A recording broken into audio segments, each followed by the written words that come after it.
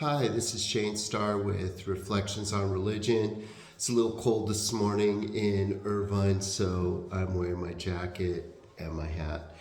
So, earlier this week, we asked the question, why does the Catholic Bible have these extra books in it? 7 to be exact.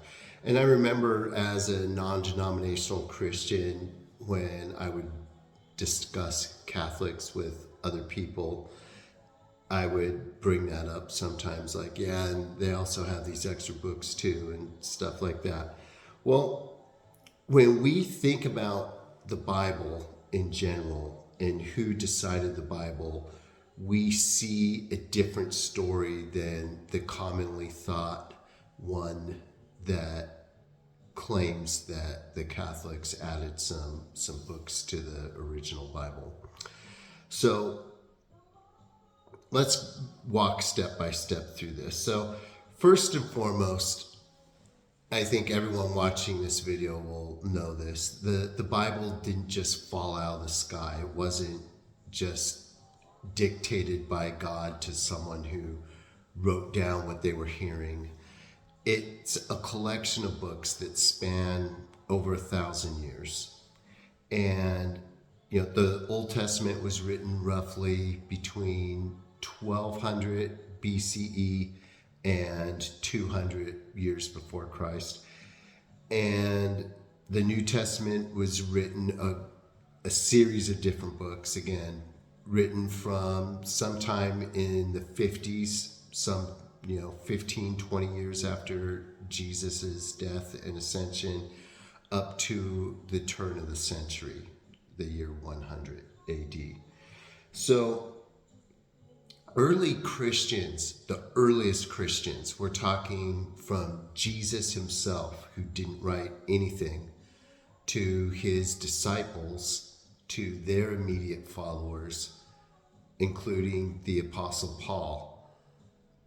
They didn't have a specific Bible. They looked at the Torah from the Old Testament, the first 5 books of the Bible, and they looked at the prophets, and they had their own oral traditions from Jesus. So there wasn't any such thing as the Bible as we know it in the early stages of Christianity. Now, again, some 15 to 20 years after Jesus walked the earth, the apostles and their immediate followers started writing things down. And they started to have traditions. And there were a number of them, in addition to the 4 Gospels that made the Bible, for instance.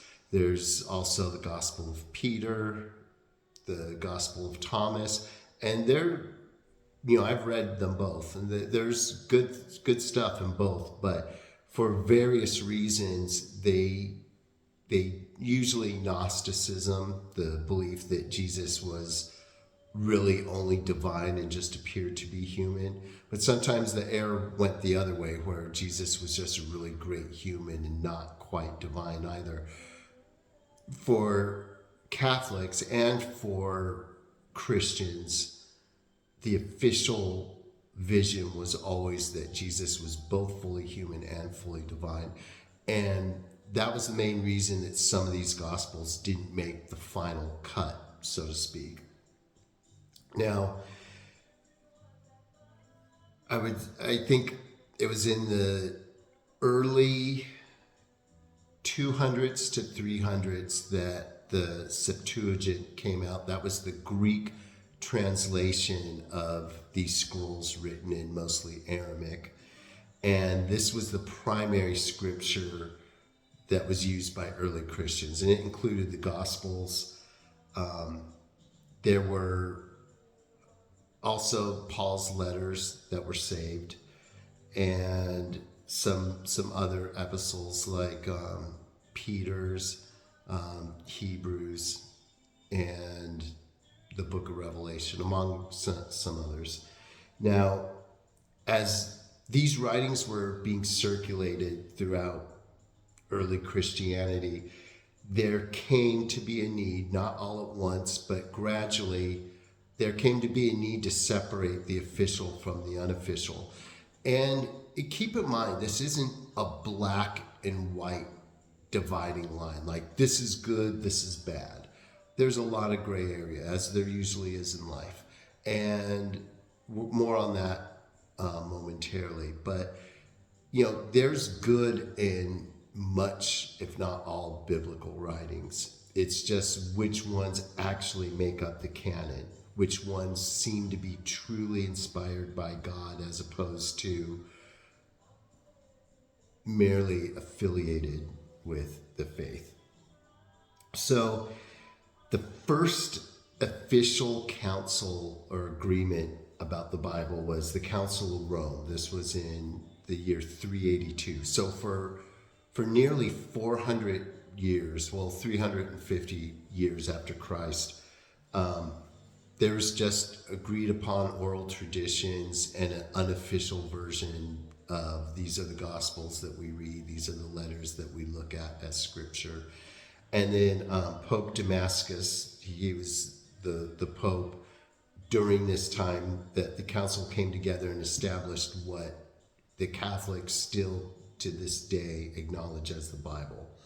This was reaffirmed in the Council of Hippo in 393 AD and reaffirmed again and ratified as canon in the Council of Carthage in 397. The Council of Carthage met again in the year 419 and just really ratified it, made it official once and for all. So the Bible became the Bible as we know it in the 300s. This is where if we were live, I'd pause for questions. Okay, so from the Catholic point of view, the Bible has remained stable for almost 2,000 years. So it's been the same and it's never changed, and it's been only affirmed and reaffirmed. So due to several injustices and excesses in the church, the Reformation came. And I'm going to have a separate video on the Reformation, but this is where the changes in the Bible take place, and specifically from Luther. But again, even this part, people who know this still misunderstand the true nature of what happened. So Luther really wanted to bring Christianity from the Pope and the bishops to the personal believer. And I truly, to this day, think there's some good in this effort. I don't think, again, there's always shades of gray in any arguments of faith. Luther did recognize some actual and real injustices happening in the church. The church is broken, just like you, just like me, just like all of us. It's just my opinion that brokenness doesn't de-authenticate the church from being the church.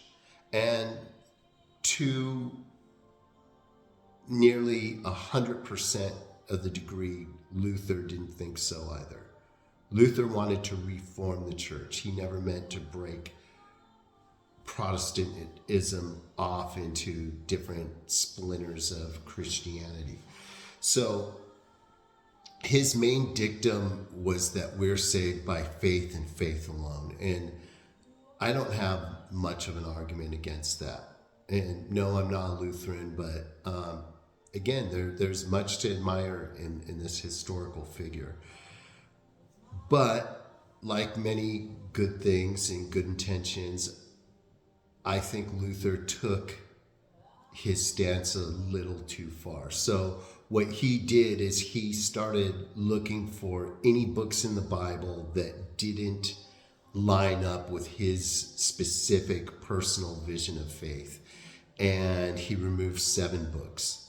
Okay, so the books he removed, and again, removed is probably the wrong word. he separated them. They are now known as the Apocrypha.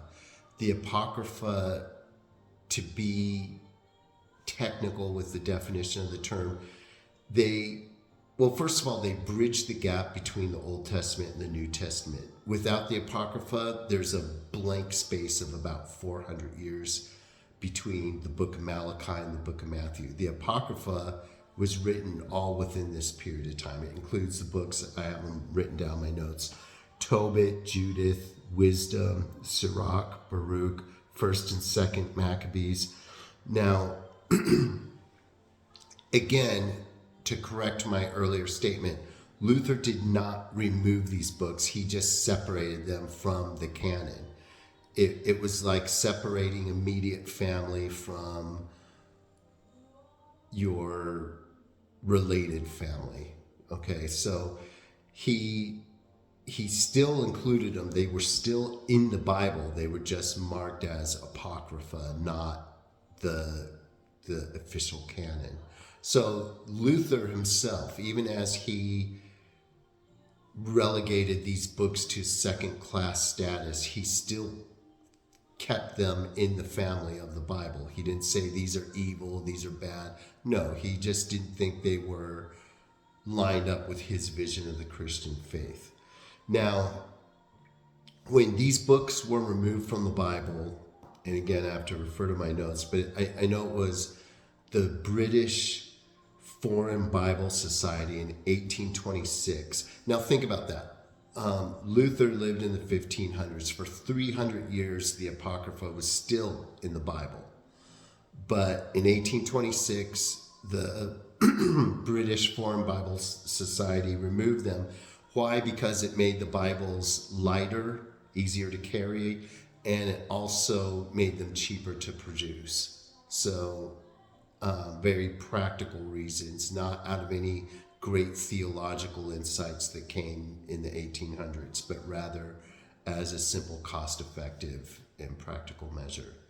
So, before I move on, my personal favorite book, the book that really finally aligned my beliefs with my actions, is the Book of James. I think the Book of James is special. It's very convicting to me personally. And it happens to also be a book that Luther called an epistle of straw. Why? James has a famous line, "You believe in one God. That's great. You do well. The demons also believe." And I think Luther didn't like that, because for Luther, it's all about faith, not about works. And rightly so to an extent, because none of us have works good enough. We need faith. But if you have faith without the works, I know from my own personal history, your faith is worthless. You should be able to recognize your faith by your works. The two should be coherent, hand in hand. But nevertheless, Luther didn't like the book of James. For that matter, he didn't like the book of Hebrews either. He didn't like the book of Revelation. So he pushed to get these removed as well, but there's too much pushback, for lack of a better word, amongst his own followers, and so he left them alone. Necessary, I wouldn't say a necessary evil, but a necessary thorn in his side for making his movement go all the way. So in response to Luther, the church had the Council of Trent in 1546. And in this council, they reaffirmed the original canon. They confirmed what had already been recognized since the 300s, the 4th century. And that brings us to the conclusion. So why do Catholics have these extra books in the Bible? Historically, it wasn't the Catholics who added the books. It was the Protestants who removed them. So next time someone asks you, hey, why did the Catholics add these books? Turn it around on them and say, why are they added if they were originally there from the start? That's all I have for today. Next week, we will be taking a look at different denominations and if some are better than others and why you should pick one maybe over the others and what all the infighting is with all our brothers and sisters in the faith. Until then, God bless. See you next week.